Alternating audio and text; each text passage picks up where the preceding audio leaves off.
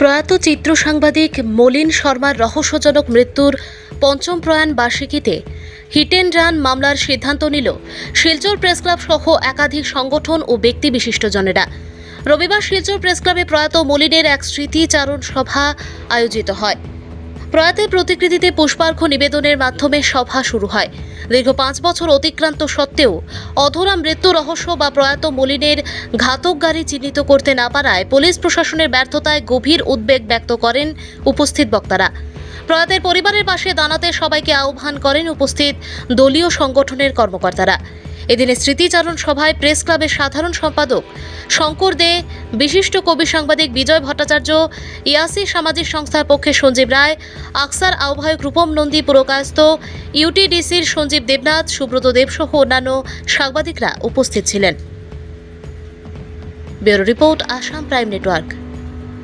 এখন বলেছে সেটাতে আমিও রাজি আছি, আর আমি অসংখ্য ধন্যবাদ জানাচ্ছি যারা আমাদের জন্য আগেও করছেন বা করবেন।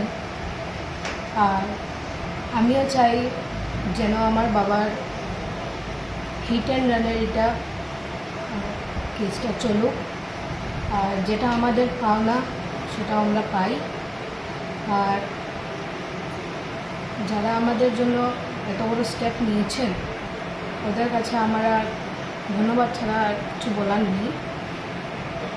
শর্মাকে আমরা হারিয়েছি এবং তার যে এই যে রহস্য মৃত্যু সেটা আমরা বলতে পারি, এবং আমরা আগেও বলেছি যে তার মৃত্যুকে ঘিরে অনেক প্রশ্ন রয়েছে, অনেক রহস্য রয়েছে, আর না হলে এর একটা কিনারা পুলিশ তারা করতে পারত।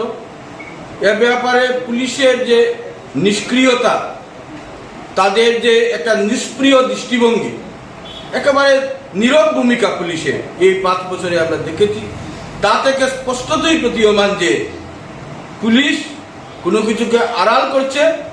বিশেষত ঘাতক যে যান, সেটি টিপারই হোক বা অন্য কোনো বাহনই হোক, সেটিকে পুলিশ আজ পর্যন্ত সেটিকে শনাক্ত করতে পারেনি। একেবারে তারাপুর পুলিশ ফাঁড়ির নাকের ডগায় হয়েছে এবং সেখানে সিসিটিভি কভারেজ ছিল, এরপরও কিন্তু পুলিশ সেটিকে শনাক্ত করতে পারেনি। আমরা দেখেছি যে কাছাড় পুলিশ বিভিন্ন সময়ে তারা পাতাল থেকেও বালু করে তারা বিভিন্ন ঘটনার, বিভিন্ন অপরাধের তারা সুরাহা করেছে, কিন্তু এ ব্যাপারে পুলিশের একেবারে দায়সারা মনোভাব। 5 বছর ধরে আমরা অপেক্ষায় রয়েছি, অপেক্ষায় ছিলাম, কিন্তু পুলিশ কোনো কিছু করতে পারেনি। বারবার আমরা দাবি জানিয়েছি, শুধু এ অঞ্চলে নয়, মলিন শর্মার এভাবে চলে যাওয়ার বিষয়টি এমনকি সর্বভারতীয় স্তরেও সংবাদ মাধ্যমে অত্যন্ত গুরুত্ব পেয়েছিল। এটা বিভৎস একটা যে তার মৃত্যু, যে ঘাতক যান যেভাবে তাকে একেবারে তার দেহের উপর যে তাকে পিষে দিয়েছিল, সেটির পিছনে সেটা নিছক দুর্ঘটনা নয় বলে আমরা আগেও আমাদের উদ্বেগের কথা, আমাদের আশঙ্কার কথা জানি। আজকেও আমরা আবার তার মলিন শর্মার 5ম প্রয়াণ বার্ষিকীতে স্পষ্ট করে বলে দিতে চাই যে এ মৃত্যু সন্দেহের আবর্তে রয়েছে, এ নিয়ে যথেষ্ট রহস্য রয়েছে। যে কোনো অবস্থায় এর উদ্ঘাটন হওয়া উচিত। পাশাপাশি যে মলিন শর্মার যে বিপন্ন পরিবার, তার যে সহধর্মিনী, তার একমাত্র কন্যা, তারা কিন্তু আর্থিক সংকটে তারা কার্যত তারা ভুগছেন, এবং বহু প্রতিকূলতাকে উপেক্ষা করেও মলিন শর্মার কন্যা শ্রীমতী মীনাক্ষী শর্মা আজকে কেন্দ্রীয় বিদ্যালয়ে দ্বাদশ শ্রেণীর হায়ার সেকেন্ডারি 12-এর স্টুডেন্ট। সামনেই তার মার্চে পরীক্ষা রয়েছে, ফেব্রুয়ারি মার্চে ফাইনাল পরীক্ষা হবে।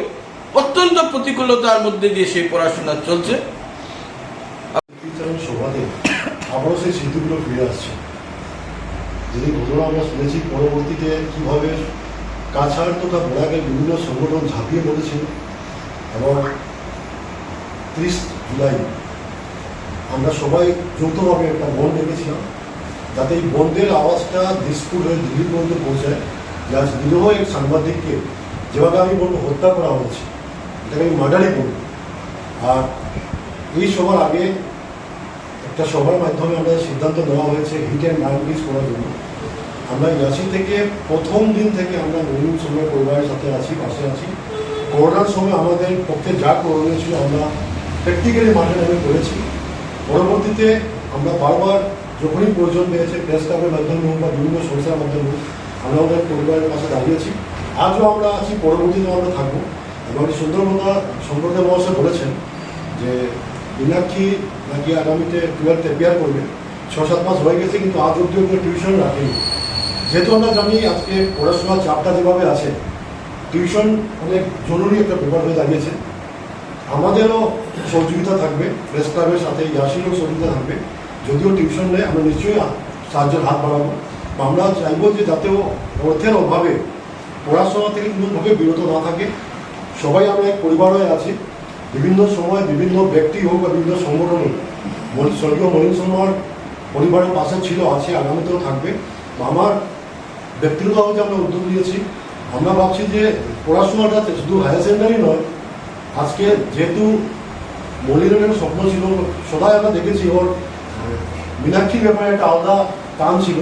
ওর কথাবার্তার মাধ্যমে বুঝতে পারতাম যে না, মেয়ে আমাকে ফোন করেছে, মেয়ে আমাকে ডাকছে, ঘরে যেতে হবে, খেতে হবে, এটা আমি জানতাম। আর সবার বাবার জন্য যেহেতু মেয়ে কন্যা প্রিয় থাকে, আমি বলবো যে আমাদেরকেও নিজের পরিবারের অঙ্গ হিসাবে আপনারা নিয়ে চলুন। আমরাও দাদা হিসাবে আছি, কেউ কাকু হিসাবে আছে, আমরা সবসময় আপনাদের পাশে আছি। এবং আজকের যে মহৎ উদ্যোগ প্রেস ক্লাব নিয়েছে, বিগত দিনেও নিয়েছিল, আজকেও যে নিয়েছে, আমরা সাধুবাদ জানি এর জন্য। যে আমরা দেখেছি আজকাল সমাজ ব্যবস্থাটা খুব স্বার্থপর হয়ে গেছে। 2-4 দিন, 5 দিন, 10 দিন করে কেউ কাউকে মনে করে না। আজকে প্রেস ক্লাব যে প্রত্যেক বছর এই উদ্যোগ নিয়ে থাকে এবং যারা মলিন শর্মার পরিবারের শুভাকাঙ্ক্ষী আছেন, সবাই আজকে আমরা একজুট হই, আমরা স্মৃতিচারণ করি এবং সাথে কিছু পদক্ষেপ করি। লাস্ট ইয়ার অনেক পদক্ষেপ নেওয়া হয়েছে, এবার একটা নেওয়া হয়েছে বিরাট সিদ্ধান্ত যে আমরা hit and run case file করবো। সাথে মীনাক্ষীর পড়াশোনার দিকে এগিয়ে যাওয়ার জন্য আমরা সাহায্য হাত বাড়াবো। তা আমি ব্যক্তিগতভাবে সঞ্জীব রায় হিসাবে হোক বা ইয়াসির সভাপতি হিসাবে হোক বা ইয়াসি হিসাবে হোক, আমরা স্বর্গীয় মলিন শর্মার পরিবারের সাথে আছি, পাশে আছি, আগামীতেও থাকবো।